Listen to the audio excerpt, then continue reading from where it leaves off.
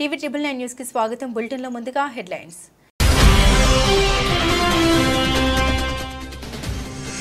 వీసాల రద్దుపై Donald Trump మరోసారి U turn. కొత్తగా వీసాల రద్దును చేపట్టామని హామీ.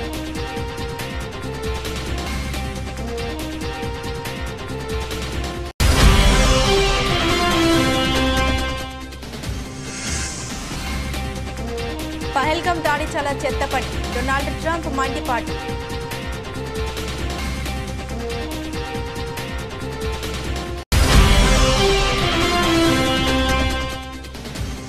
ఉగ్రదాడి దోషులను వదిలిపెట్టాం. పహల్గామ్ ఉగ్రదాడిపై ప్రధాని మోదీ తీవ్ర స్పందన.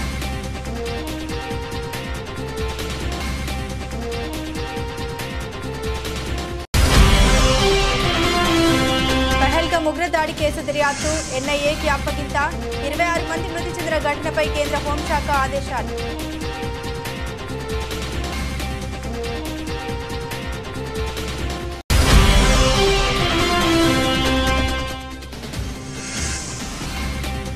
ఏమీ కొనేటట్టు లేదు. సామాన్యుడికి అందని ద్రాక్షగా పూత్తడి.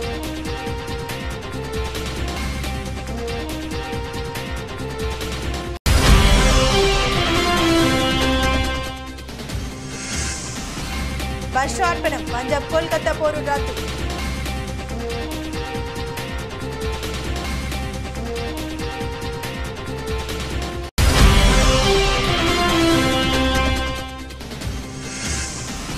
తిరుమల శ్రీవారిని దర్శించుకున్న నాని శ్రీనిధి శెట్టి. తిరుమల తిరుపతి దేవస్థానం అధికారులు స్వాగతం పలికి ప్రత్యేక దర్శన ఏర్పాట్లు.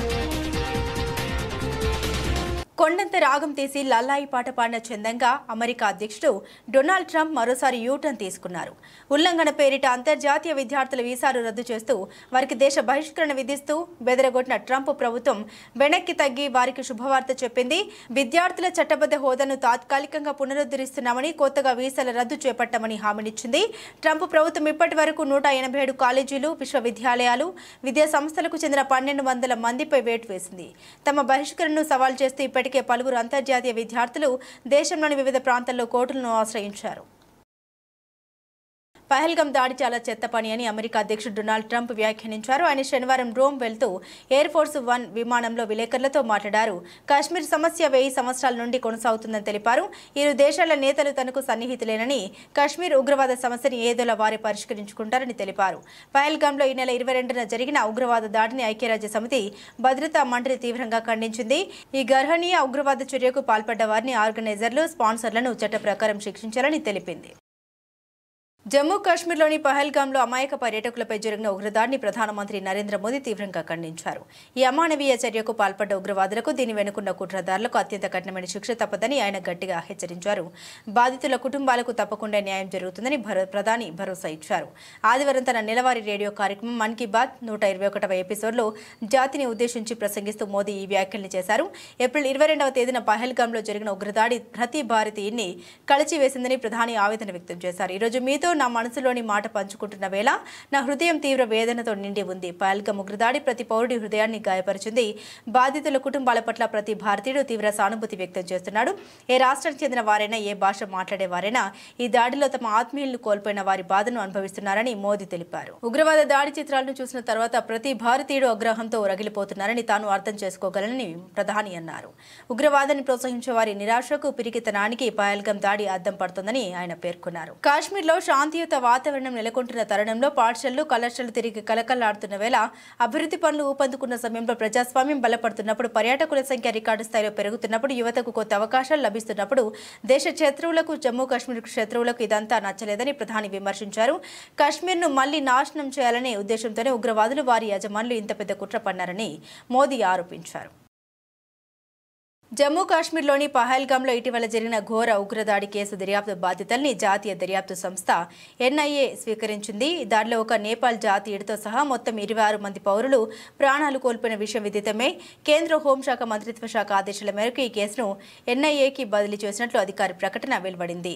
ఇప్పటి వరకు ఈ కేసు దర్యాప్తును జమ్మూ కాశ్మీర్ పోలీసులు పర్యవేక్షించారు. అయితే ఘటన తీవ్రత దృష్ట్యా కేంద్ర ప్రభుత్వం దీన్ని ఎన్ఐఏకి అప్పగించాలని నిర్ణయించింది. దాడి జరిగిన మరుసటి రోజున ఏప్రిల్ 23 3 నుండే ఎన్ఐఏ బృందాలు పహల్గాంలోని ఘటనా స్థలంలో మోహరించాయి. ఐజీ, డీఐజీ, ఎస్పీ స్థాయి అధికారుల పర్యవేక్షణలో ఈ బృందాలు దర్యాప్తును ముమ్మరం చేశాయి. సుందరమైన పర్యాటక ప్రాంతమైన బైసరన్ లోయలో ఏప్రిల్ 22న జరిగిన ఈ భయానక దాడిని ప్రత్యక్షంగా చూసిన సాక్షుల్ని ఎన్ఐఏ అధికారులు క్షుణ్ణంగా విచారిస్తున్నారు. సంఘటన జరిగిన తీరును, ఉగ్రవాదుల కదలికల్ని కూలంకషంగా అడిగి తెలుసుకుంటున్నారు. ప్రత్యక్ష సాక్షుల కథనం ప్రకారం ఉగ్రవాదులు పర్యాటకుల వద్దకు వచ్చి వారి మతాన్ని అడిగి తెలుసుకుని హిందువులను నిర్ధారించుకున్న తర్వాత కాల్పులు జరిపారని తెలిసింది. మృతుల్లో 25 మంది హిందువులు పురుషులు ఉన్నారు. ఉగ్రవాదులు ఘటనా స్థలానికి ఎలా చేరుకున్నారు, దాడి తర్వాత ఎలా తప్పించుకున్నారు అనే కోణంలో ప్రవేశ నిష్క్రమణ మార్గాల్ని ఎన్ఐఏ బృందాలు నిశ్చితంగా పరిశీలిస్తున్నాయి. ఫోరెన్సిక్ నిపుణుల సహాయంతో ఘటనా స్థలంలో లభించే ప్రతి చిన్న ఆధారాన్ని జాగ్రత్తగా సేకరిస్తున్నారు. దేశవ్యాప్తంగా తీవ్ర దిగ్భ్రాంతిని కలిగించిన ఈ దారుణ మారణకాండ వెనుక ఉన్న ఉగ్ర కుట్రను ఛేదించేందుకు ఎన్ఐఏ సమగ్ర దర్యాప్తు కొనసాగిస్తూ ఉంది. విద్యార్థులకు ఉపాధ్యాయులు మార్గదర్శకులని, దేశ భవిష్యత్తు నిర్మాణం ఉపాధ్యాయుల చేతుల్లోనే ఉందని, విద్యతోనే దేశ అభివృద్ధి చెందుతుందని మాజీ మంత్రి చామకూర మల్లారెడ్డి అన్నారు. పిర్జాదిగూడ మున్సిపల్ కార్పొరేషన్ పరిధిలో ఉప్పల్ టీచర్స్ వెల్ఫేర్ అసోసియేషన్ అధ్యక్షులు వి శ్రీనివాస్ రెడ్డి అధ్యక్షతన నిర్వహించిన సర్వసభ్య సమావేశం మరియు దశాబ్ది ఉత్సవాల్లో ముఖ్య అతిథులుగా మాజీ మంత్రివర్యులు మేడ్చల్ శాసనసభ్యులు చామకూర మల్లారెడ్డి, ఎమ్మెల్సీ పింగళి శ్రీపాల్ రెడ్డి, మాజీ మేయర్ జక్కా వెంకటరెడ్డి, బోడుపల్ బీఆర్ఎస్ అధ్యక్షులు మందా సంజీవరెడ్డి పాల్గొన్నారు. ఈ సందర్భంగా ఆయన మాట్లాడారు. టెక్నాలజీ విద్యారంగాన్ని మార్చివేసింది. ఇది ఉపాధ్యాయుల పాత్రను కూడా అభివృద్ధి చేసింది. విద్యార్థులను భవిష్యత్ శ్రామిక శక్తికి అనుగుణంగా సిద్ధం చేయడానికి ఉపాధ్యాయులు సాంకేతికతను పాఠ్యాంశాలు సమర్థవంతంగా అనుసంధానించాల్సిన అవసరం ఉంది. ఉపాధ్యాయులు శిక్షణ కార్యక్రమాల్లో పాల్గొనాలి, సాంకేతిక వనరుల్ని ఉపయోగించాలి మరియు విద్యార్థుల అభిరుచులకు అనుగుణంగా పాఠ్యాంశాలను రూపకల్పన చేయడం ద్వారా విద్యార్థులు భవిష్యత్తులో విజయమవుతారన్నారు.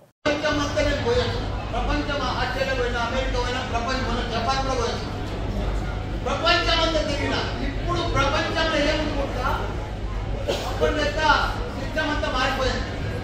ఓన్లీ స్కిల్, టెక్నాలజీ ఆ రెండుంటేనే ప్రపంచంలో నడుస్తుంది. ఎందుకంటే Amazon, Google, Facebook, Apple, Microsoft వీళ్ళంతా సాఫ్ట్వేర్ కంపెనీలు పని. ఇంతకుముందు మీ సమాజంలో మన సమాజంతా సివిల్, మెకానికల్, ఈసీ ఉంది. ఇప్పుడు అంతా మారిపోయింది. మన పిల్లలంతా మారిపోతుంది. ఇంకా 5 సంవత్సరాలలో, రాబోయే 5 సంవత్సరాలలో అద్భుతాలు జరుగుతాయి, చాలా మార్పులు వస్తాయి. ఇప్పుడే ప్రపంచంలో డ్రైవర్ లేని కార్ వచ్చేసింది. రోబోలు హోటళ్లలో కాఫీ సప్లై చేస్తున్నారు, రోబోలే క్లీన్ చేస్తున్నారు. మనుషుల పని లేకుండా అన్ని పనులు జరుగుతున్నాయి ప్రపంచంలో. కాబట్టి ఇంకా టెక్నాలజీ మారుతుంది, ఇంకా రోజులు మారుతాయి. కాబట్టి మనం దాని దగ్గర కూడా మన పిల్లలను మనం కూడా ఎప్పటికప్పుడు అప్గ్రేడ్ అయితేనే. నేను ఒకనాడు పాలమ్మిన, పూలమ్మిన, ఇవాళ టెక్నాలజీ కోసం చెప్తాను. అంటే రోజు నేను మారుతా ఉన్నా, అప్గ్రేడ్ అవుతా ఉన్నా. నేను కూడా అప్గ్రేడ్ అయ్యి చేస్తూనే మనం సక్సెస్ అవుతాం. ఏదో మా నాయన ఇంత పెద్ద విషయాలు ఉంటాయి, మా తాత పేరు మల్లారెడ్డి, మా నాయన పేరు మల్లారెడ్డి, జ్ఞానం కూడా నడుస్తుందంటే నడవదు. మనం కాలం తగ్గట్టుగా, సమయం తగ్గట్టుగా మారుతూనే మన పిల్లలకు కూడా మార్పు వస్తూనే మనం ఇంకా ప్రపంచంలో జపాన్ పోయినా, కొరియా పోయినా, జమ్మూ కాశ్మీర్ పహల్గాంలో భారత టూరిస్టులపై లష్కర్ తోయిబా ఉగ్రవాదులు చేసిన దాడికి నిరసనగా రామకృష్ణాపూర్ ముస్లిం మైనార్టీ సభ్యులు సిపిఐ నాయకులు కొవ్వొత్తులతో ప్రదర్శనతో నిరసన వ్యక్తం చేశారు. ఈ సందర్భంగా ముస్లిం మైనార్టీ సభ్యులు మాట్లాడారు. శాంతికి చిహ్నమైన భారత్లో ఇలాంటి దాడులు జరగడం హేయమైన చర్య అని, ఆ దాడికి పాల్పడ్డ వారిని ప్రతి ఒక్కరిని కూడా నడి రోడ్డుపై ఉరితీయాలని వారు డిమాండ్ చేశారు. ఉగ్రవాదుల్ని కేంద్ర ప్రభుత్వం బలగాలు కట్టడి చేయడంలో పూర్తిగా విఫలం అవడంతోనే ఇలాంటి దుర్ఘటన చోటు చేసుకుంటున్నాయని ఆవేదన వ్యక్తం చేశారు. కాగా పట్టణ సిపిఐ పార్టీ ఆధ్వర్యంలో భారత్ మాతాకి జై, పాకిస్తాన్ డౌన్ డౌన్ అంటూ నినాదాలు చేస్తూ ఉగ్రదాడుల్లో మరణించిన వారికి కొవ్వొత్తుల ప్రదర్శనతో నివాళులర్పించారు. ఈ సందర్భంగా సిపిఐ జిల్లా కార్యదర్శి రామడుగు లక్ష్మణ్ మాట్లాడారు. అమాయకుల ప్రాణాలు బలిగొన్న పాకిస్తానీలకు తగిన బుద్ధి చెప్పాలని కేంద్ర ప్రభుత్వాన్ని వారు డిమాండ్ చేశారు. కేంద్ర ప్రభుత్వం నిర్లక్ష్యంతో జరుగుతున్న ఈ దాడులను వ్యతిరేకిస్తూ అమరులైన వారికి ప్రకట సానుభూతి వ్యక్తం చేశారు నాయకులు. ఈ కార్యక్రమంలో ముస్లిం మైనార్టీ సభ్యులు అజీజ్, యాకూబ్ అలీ, అక్బర్ అలీ, డాక్టర్ సలీం, ఆరిఫ్, ఇస్మాయిల్, రియా, సిపిఐ నాయకులు పట్టణ అధ్యక్షుడు మిట్టపల్లి శ్రీనివాస్, వనం సత్యనారాయణ, నక్కా వెంకటస్వామి, సాంబయ్య, మామిడి గోపి, మొండి ముకుందరెడ్డి, మల్లారెడ్డి, మల్లయ్య, కుమ్రయ్య, గురవయ్య పాల్గొన్నారు. కాశ్మీర్ టూరిస్టులపై మొన్న పాకిస్తాన్ ఉగ్రవాదుల దాడిని ఖండిస్తూ ఇవాళ కాశ్మీర్లో పహల్గాంలో జరిగినటువంటి ఉగ్రవాదుల దాడిలో చనిపోయినటువంటి అమరవీరులకు నివాళులర్పిస్తూ వారి ఆత్మశాంతి చేకూరాలని, వారి కుటుంబాలకు కూడా ప్రాగాఢ సానుభూతి సిపిఐ పార్టీ నుండి తెలియజేస్తూ ఇవాళ కేంద్ర ప్రభుత్వ వైఫల్యం వల్ల ఇలా ఆర్మీలో 3 సంవత్సరాల నుండి సైనికుల సైనికుల యొక్క లేకపోవడం వల్ల ఇలా దాడులు అనేది జరిగి ఇలా చంపడం అనేది జరిగింది. ఇలా ఉగ్రవాదుల యొక్క పిరికిబంద చర్యగా మేము భావిస్తూ ఉన్నాం. ఇలా మన దేశ సమగ్రత, మన దేశ సమైక్యతను కాపాడుకోవాల్సిన బాధ్యత ఇలా కులాలకు, మతాలకు, రాజకీయాలకు అతీతంగా పోరాటాలు చేయవలసిన అవసరం ఉన్నది. ఇప్పటికైనా ఆ ఉగ్రవాదులను అంతమొంచడానికి అందరూ కూడా ఒకే వేదికపైకి రావాలని చెప్పి మన భారత సైనికులు ఇలా ఉగ్రవాదులను, పాకిస్తాన్ ఉగ్రవాదులను మరి అంతమొంచాలని చెప్పి సిపిఐ పార్టీగా ఇలా రాష్ట్ర వ్యాప్తంగా అన్ని పట్టణ మండల కేంద్రాల్లో నిర్వహించడం జరుగుతూ ఉంది. మరి అదేవిధంగా రేపు సాయంత్రం 6 గంటలకు మంచిర్యాల జిల్లా కేంద్రం కూడా కొవ్వొత్తుల ర్యాలీ మరి వాళ్ళ శాంతి ర్యాలీ కూడా నిర్వహించడం జరుగుతూ ఉంది. ఇలా కాశ్మీర్లో 370 ఆర్టికల్ను రద్దు చేసిన తర్వాత అక్కడ మనశ్శాంతిగా బాగుంటుందని చెప్పి ఇలా బీజేపీ ప్రభుత్వం చేసి ఇలా నిమ్మకు నీరెత్తనట్టుగా ఎండు చేపల వెనుక మత్స్యకార మహిళలు పడే కష్టం ఇది. బుడగట్లపాలెంలో మత్స్యకారుల సేవల పథకం ప్రారంభోత్సవం సందర్భంగా తీరం వెంబడి పనిచేసుకుంటున్న మత్స్యకారులు మద్దు లక్ష్మమ్మ, కారి సీతమ్మ, వారతి పైడమ్మలతో మాట్లాడి చేపలు ఎండబెట్టే విధానాన్ని సీఎం చంద్రబాబు గారు అడిగి తెలుసుకున్నారు. వారి సమస్యల పరిష్కారానికి ముఖ్యమంత్రి హామీ ఇచ్చారు.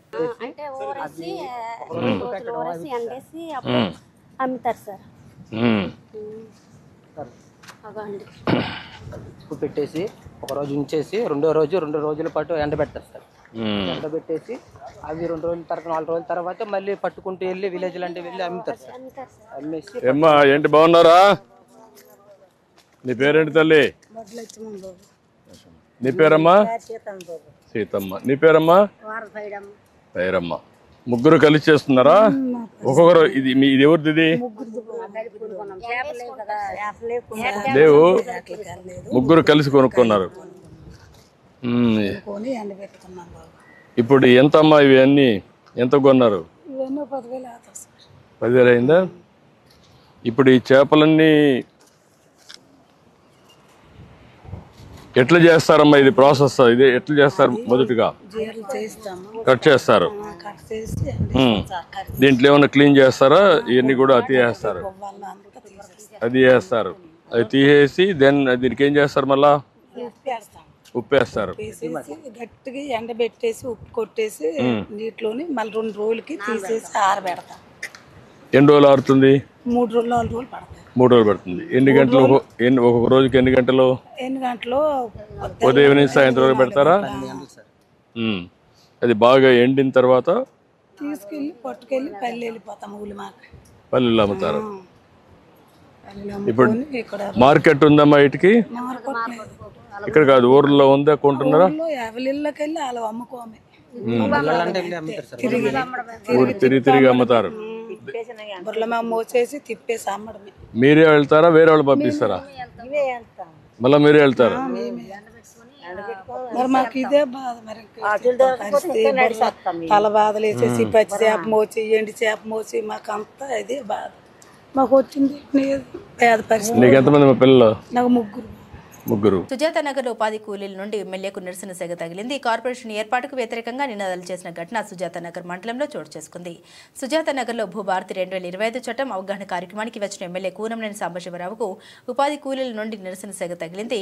మండలంలోని 7 గ్రామ పంచాయతీలను నూతనంగా ఏర్పడనున్న కొత్తగూడెం కార్పొరేషన్లో విలీనం చేయనున్న నేపథ్యంలో ఉపాధి హామీ పథకం రద్దు కావడంతో కూలీలు ఆగ్రహించారు. కార్పొరేషన్ వద్దు, పంచాయతీలు ముద్దు అంటూ నినాదాలు చేశారు. కలెక్టర్, ఎమ్మెల్యేలు నిరసనకారుల దగ్గరకు వెళ్లగా సమస్యల్ని ఏకరువు పెట్టారు. కలెక్టర్కు వినతి పత్రం అందజేశారు. కూలీలు, గ్రామ ప్రజలు భారీగా చేరుకోవడంతో పోలీసులు భారీ ఎత్తున బందోబస్తు ఏర్పాటు చేశారు. డీఎస్పీ అబ్దుల్ రెహమాన్ స్వయంగా వచ్చి ఏ విధమైన అవాంఛనీయ సంఘటన జరగకుండా చర్యలు చేపట్టారు.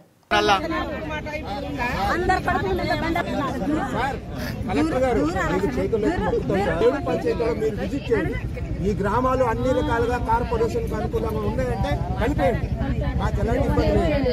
Camp, Vidyanagar colony, housing board, కాల కేంద్రము ఇవి కార్పొరేషన్ కావు. దుమ్ము ధూళిలో బతికే మేము రోజువారి కూలీలు బతికే మాకు కార్పొరేషన్ మేము కంప్లీట్ గా పట్టణ సార్ మేము గ్రామీణ ప్రాంతానికి అలవాటు పడిన వాళ్ళం సార్. దయచేసి మీరు ఒక్కసారి విజిట్ చేయండి. ఈ గ్రామాలు ఆగండి కంపల్సరీ కార్పొరేషన్ లో కలపాలని అన్ని అర్హతలు ఉంటే మీరు కలిపేయండి. మాకు ఎలాంటి అభ్యంతరం లేదు.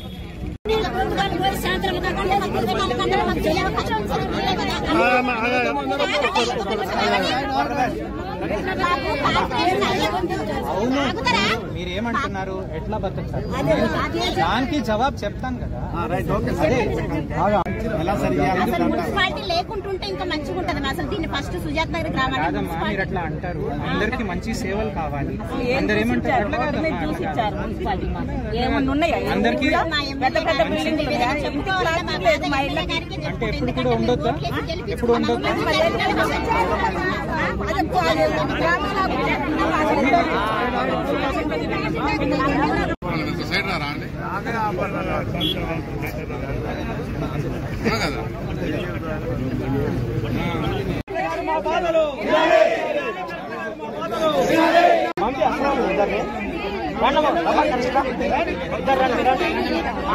మినిమల్ అమౌంట్ వస్తుంది సో దానికి ఎట్లా మనం అడ్జస్ట్ చేయవచ్చు అది నేను కూడా సెర్చ్. ప్రధాని మోదీ సభ ఏర్పాట్లను అధికారులతో కలిసి ఈ రోజు సాయంత్రం మంత్రి నాదెండ్ల మనోహర్ పరిశీలించారు.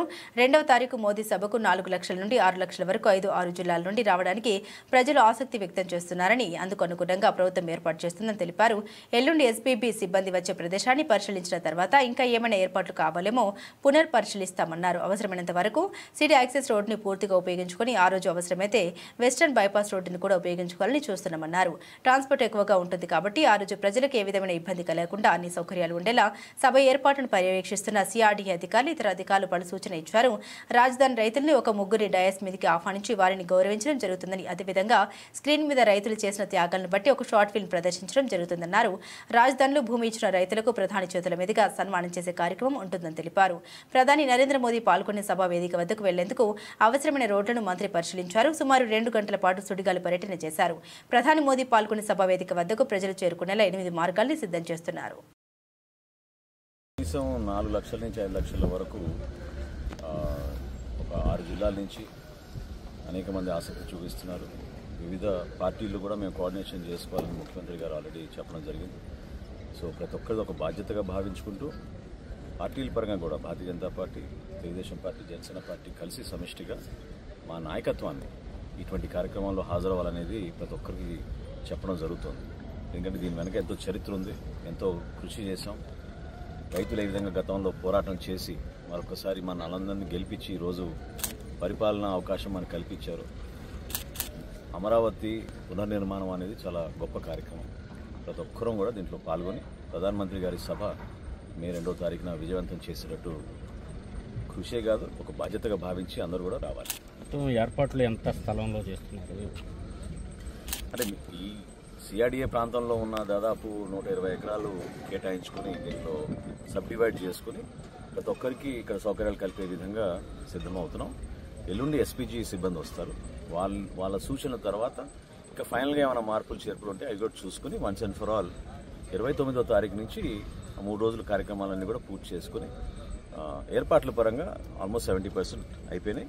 మిగతా 20-30% ఎస్పీజీ వచ్చిన తర్వాత వాళ్ళు ఇచ్చే గైడ్లైన్స్ బేస్ చేసుకుని once and for all final చేసుకుని ముందుకెళ్తాం. ఇంత ఎక్కువ మాబ్ వచ్చినప్పుడు ట్రాఫిక్ జామ్ అయి కాకుండా అది చాలా లోతుగా దాని గురించి పోలీస్ డిపార్ట్మెంటు, అదేవిధంగా సిఆర్డీ అధికారులు గౌరవ ముఖ్యమంత్రి గారి ఆదేశాలతో కొన్ని ప్రత్యేకంగా హైవేస్ నుంచి రావాల్సిన వెహికల్స్కి మనం ఎక్కడ కూడా ఇబ్బంది కలగకుండా మంచి ట్రాన్స్పోర్ట్ అవకాశం కల్పించాలనేది పదే చెప్పుకుంటూ వచ్చాం. ఆల్రెడీ వీళ్ళందరూ కూడా రాత్రింబగలు కష్టపడుతున్నారు. ఆ ఏర్పాట్లు తప్పకుండా చేస్తాం. సీడ్ యాక్సెస్ రోడ్ని ఇంకా ఉపయోగించుకునే విధంగా వీలైతే వెస్టర్న్ బైపాస్ కూడా ఆ రోజుకి ప్రత్యేకంగా కొత్త పర్మిషన్ తెచ్చుకుని అది ఉపయోగించుకెళ్తామని ఒక ప్రయత్నం కూడా జరుగుతుంది. తద్వారా మనకి కృష్ణా జిల్లా నుంచి ఎన్టీఆర్ జిల్లా నుంచి వచ్చే వాహనాలకి బీఆర్ఎస్ పార్టీ ఆవిర్భవించి నేటికి 25వ వసంతంలోకి అడుగుతుందని మాజీ మంత్రి సిద్దిపేట శాసనసభ్యులు ఎమ్మెల్యే హరీష్ రావు అన్నారు. బీఆర్ఎస్ అంటే తెలంగాణ బానిస సంఖ్యలు తెంపి మనకు స్వేచ్ఛ వాయువుల్ని ఇచ్చిన పార్టీ అని హరీష్ రావు స్పష్టం చేశారు. సిద్దిపేట జిల్లా కేంద్రంలోని హౌసింగ్ బోర్డు కాలనీలో గులాబీ పార్టీ రజతోత్సవ ఉత్సవాలను పురస్కరించుకుని హరీష్ రావు పార్టీ జెండా ఆవిష్కరించారు. ఈ సందర్భంగా ఆయన మాట్లాడారు. సమైక్య పాలకుల చేతిలో నలిగిపోతున్న తెలంగాణ విముక్తి చేసిన పార్టీ బీఆర్ఎస్ అని ఆయన తెలిపారు. తెలంగాణను అభివృద్ధి పథంలో నడిపి దేశానికి దిక్సూచిగా నిలిపిన పార్టీ మన బీఆర్ఎస్ పార్టీ. అంటే బీఆర్ఎస్ లేకుండా, గులాబీ జెండా లేకుండా తెలంగాణ రాష్ట్రాన్ని ఊహించలేము, ఈ అభివృద్ధిని కూడా మనం ఊహించలేము. రాష్ట్రం సాధించింది, అభివృద్ధి పథంలో నడిపింది ఇవాళ బీఆర్ఎస్ పార్టీ. అందువల్ల బీఆర్ఎస్ అంటే తెలంగాణ ప్రజలకు ఒక ఆత్మగౌరవ ప్రతీక. తెలంగాణ ప్రజల గౌరవాన్ని ఆకాశాన్నంత ఎత్తున నిలిపిన పార్టీ. తెలంగాణ ఆత్మగౌరవాన్ని ప్రపంచం మొత్తం చాటి చెప్పిన జెండా ఈ గులాబీ జెండా. అందువల్ల ఈ గులాబీ జెండా పండగ ఇవాళ మన గులాబీ జెండా పుట్టినరోజును రాష్ట్ర వ్యాప్తంగా కూడా చాలా ఘనంగా జరుపుకుంటూ ఉన్నారు. రాష్ట్ర ప్రజలందరికీ కూడా ఈ సందర్భంగా నేను బీఆర్ఎస్ పార్టీ కుటుంబ సభ్యులకు, తెలంగాణ ఉద్యమకారులకు, బీఆర్ఎస్ అభిమానులకు అందరికీ కూడా నేను హృదయపూర్వకంగా ఇవాళ బీఆర్ఎస్ పుట్టినరోజు శుభాకాంక్షలు తెలియజేస్తా ఉన్నా. మన బీఆర్ఎస్ పార్టీ ఆనాడు ఉద్యమ పార్టీగా ఉన్న, అధికారంలో ఉన్న, ప్రతిపక్షంలో ఉన్న మనదెప్పుడూ ప్రజల పక్షమే. ప్రజల ఆకాంక్షల కోసం పనిచేశాం. ఆనాడు ఉద్యమ పార్టీగా ప్రజలు కోరుకున్న తెలంగాణ రాష్ట్రం కోసం పోరాడినం, తెలంగాణ సాధించినాం. అధికారంలో ఉంటే అనేక సంక్షేమ కార్యక్రమాలు, 200 పెన్షన్ను 2000 చేసింది బీఆర్ఎస్ పార్టీ. ఆడపిల్ల పెళ్లికి కళ్యాణ లక్ష్మి అందించింది బీఆర్ఎస్ పార్టీ. బిడ్డ దవాఖానకు పోతే కేసీఆర్ కిట్ ఇచ్చింది బీఆర్ఎస్ పార్టీ. ఇలా అభివృద్ధిలో ముందుకు నడిపాం. రైతుల కోసం రైతు బంధు, రైతు బీమా, ఇలా ఎన్నో అభివృద్ధి కార్యక్రమాలు, సంక్షేమ కార్యక్రమాలు చేశాం. అక్క చెల్లెళ్ళ తాగునీటి సమస్యలు పరిష్కారం చేశాం. సాగునీరు అందించాం. బంగారం లాంటి పంటలు పండే విధంగా ఈ తెలంగాణను అభివృద్ధి పథంలో నడిపాం. మరి ఈరోజు ప్రతిపక్షంలో ఉంటే కూడా ఇవాళ అధికార పార్టీ అయిన కాంగ్రెస్ పార్టీ తప్పిదాలను ఎత్తి చూపుతా ఉన్నాం. నీ 4000 పెన్షన్ ఎప్పుడు ఇస్తావు అని అసెంబ్లీలో గర్జిస్తున్నాం. అసెంబ్లీ బయట కూడా పోరాడుతూ ఉన్నాం. నీ 15,000 రైతు బంధు అనేది. సంగారెడ్డి జిల్లా పటాన్చెరు నియోజకవర్గంలోని రామచంద్రపురం, అమీన్పూర్, పటాన్చెరు మండలాల్లో తెలంగాణ ప్రభుత్వం తీసుకొచ్చిన భూభారతి అవగాహన సదస్సు కార్యక్రమం నిర్వహించారు. ఈ కార్యక్రమంలో ముఖ్య అతిథిగా హాజరైన సంగారెడ్డి జిల్లా కలెక్టర్ వల్లూరి క్రాంతి, ఆర్డీఓ రవీందర్ రెడ్డి ముఖ్య అతిథులుగా పాల్గొన్నారు. ఈ సందర్భంగా జిల్లా కలెక్టర్ వల్లూరి క్రాంతి మాట్లాడారు. గతంలో బీఆర్ఎస్ ప్రభుత్వం ప్రవేశపెట్టిన ధరణి పోర్టల్ వల్ల లక్షలాది రైతులు నష్టపోయారు. ప్రజల విజ్ఞప్తుల్ని పరిగణలోకి తీసుకుని ముఖ్యమంత్రి రేవంత్ రెడ్డి నాయకత్వంలో ఎన్నికల హామీ మేరకు ధరణిని తొలగించి భూభారతి చట్టాన్ని తీసుకొచ్చారని తెలిపారు. ఈ చట్టాల ద్వారా రెవెన్యూ అధికారులకు పూర్తి అధికారాలు ఇచ్చి రైతుల సమస్యలకు శాశ్వత పరిష్కారం చూపించేందుకు మార్గం సుగమమైంది. గ్రామ స్థాయిలో ప్రజల అభిప్రాయాన్ని సంపాదించి వారి సమాచారం ఆధారంగా చట్టాన్ని రూపొందించామని పేర్కొన్నారు. భూభారతి చట్టంలో తీసుకొచ్చిన మార్పుల్ని రైతులకు పూర్తిగా వివరించి చైతన్యం కల్పించాలని అధికారులను ఆదేశించారు. తప్పులు చేసిన అధికారులను క్షమించేది లేదని హెచ్చరించారు. ముందుగా బీఆర్ఎస్ నాయకుల దుష్ప్రవర్తన వల్ల భూములు కోల్పోయిన అమాయక ప్రజలకు ఈ చట్టం ఎంతో ఉపయోగకరంగా ఉంటుందని తెలిపారు. భూభారతి ద్వారా అలాంటి సమస్యలకు తక్షణ పరిష్కారం లభిస్తుందని నమ్మకం వ్యక్తం చేశారు. లాస్ ఆఫ్ న్యాచురల్ జస్టిస్ వల్ల కొత్త చట్టం ఏర్పాటు చేయడం జరిగిందన్నారు. జియో కోఆర్డినేట్ ద్వారా సరిహద్దులు చూపించబడుతుందని, దరఖాస్తుదారుడు అప్పీల్ చేసిన వెంటనే పరిష్కారం చేయబడుతుందని తెలిపారు.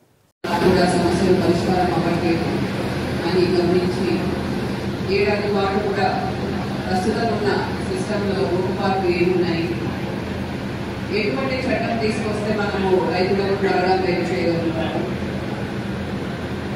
మన దేశంలో అన్ని రాష్ట్రాల్లో రెవెన్యూ చట్టాల్లో మంచి అంశాలన్నీ కూడా పరిశీలించి మన రాష్ట్రంలోని ఇంతవరకు 6వ చట్టాలన్నీ కూడా పరిశీలించి అన్నింటిలో కూడా ముఖ్య అంశాలు సేకరించి మేధావులతో, అధికారులతో, రైతు సంఘాలతో చర్చించి ఒక నూతన చట్టం భూభారతి చట్టాన్ని రాష్ట్ర ప్రభుత్వం ఈ ఏడాది జనవరి 4వ తేదీన ప్రవేశపెట్టడం జరిగింది. ఈ చట్టానికి సంబంధించిన నియమాలు, నిబంధనలు కూడా 3 నెలల వ్యవధిలో ఏప్రిల్ 14న డాక్టర్ బిఆర్ అంబేద్కర్ జయంతి సందర్భాన అమలు చేయడం జరిగింది. అదే రోజు భూభారతి పోర్టల్ కూడా లాంచ్ చేయడం జరిగింది. మరి ఈ కొత్త చట్టంలో ఉన్న అంశాలు ఏంటివి?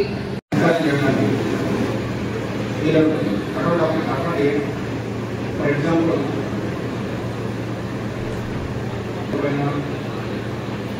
నేచర్ తప్పున్నా ఆ యొక్క పట్టణ పేరు ఏమైనా తప్పున్నా నోషన్ బాగా నుండి పట్ట ఆఫర్ కావాలన్నా యూపీలో అది 2020 రిజిస్ట్రేషన్ కావాలంటే వాటికి నాలెడ్జ్ అగ్రికల్చర్ మాట్లాడడానికి పట్ట ల్యాండ్స్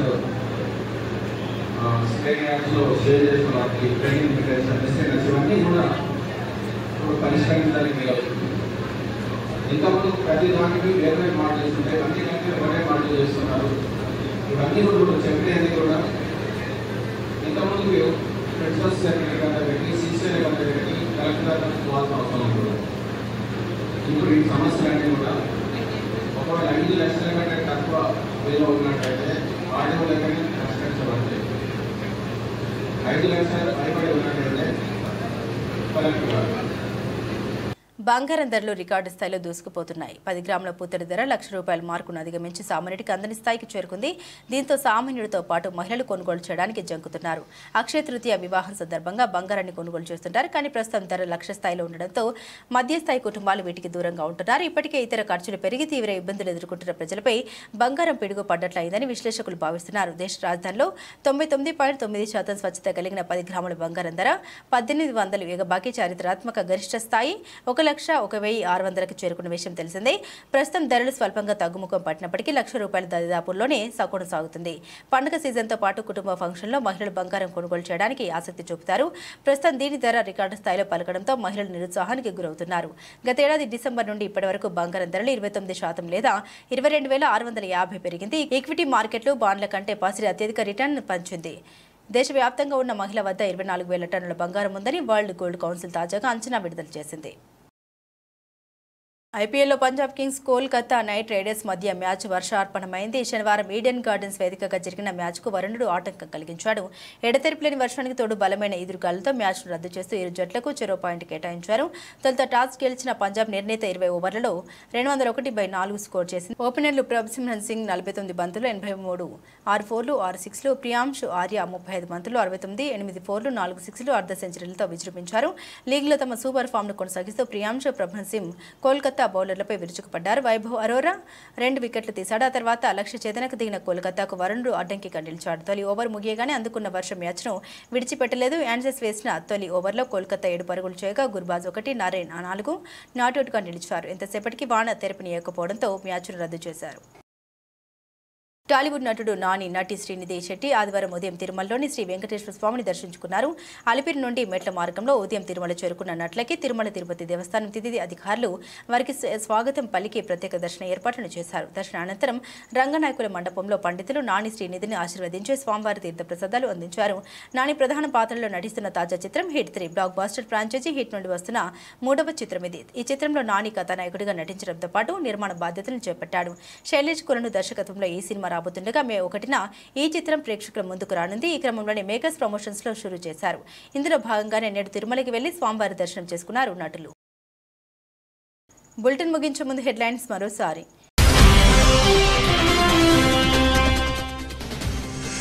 వీసాల రద్దుపై డొనాల్డ్ ట్రంప్ మరోసారి యూటర్న్, కొత్తగా వీసాల రద్దులు చేపట్టామని హామీ.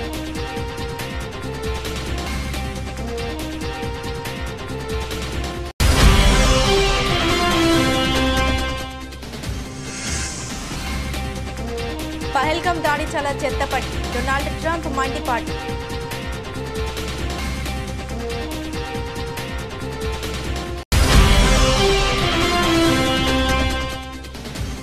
ఉగ్రదాడి దోషులను వదిలిపెట్టాం, పహల్గామ్ ఉగ్రదాడిపై ప్రధాని మోదీ తీవ్ర స్పందన.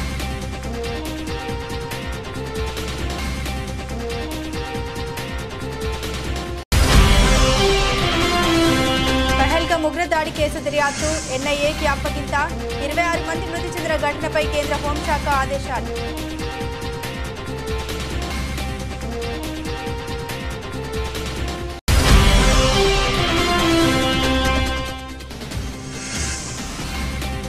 ఏమీ కొనేటట్టు లేదు, సామాన్యుడికి అందని ద్రాక్షగా పూర్తడి.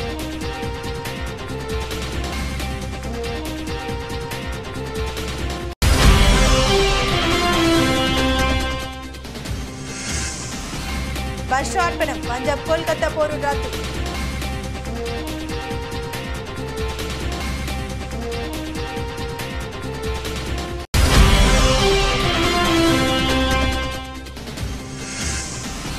తిరుమల శ్రీవారిని దర్శించుకున్న నాని, శ్రీనిధి శెట్టి.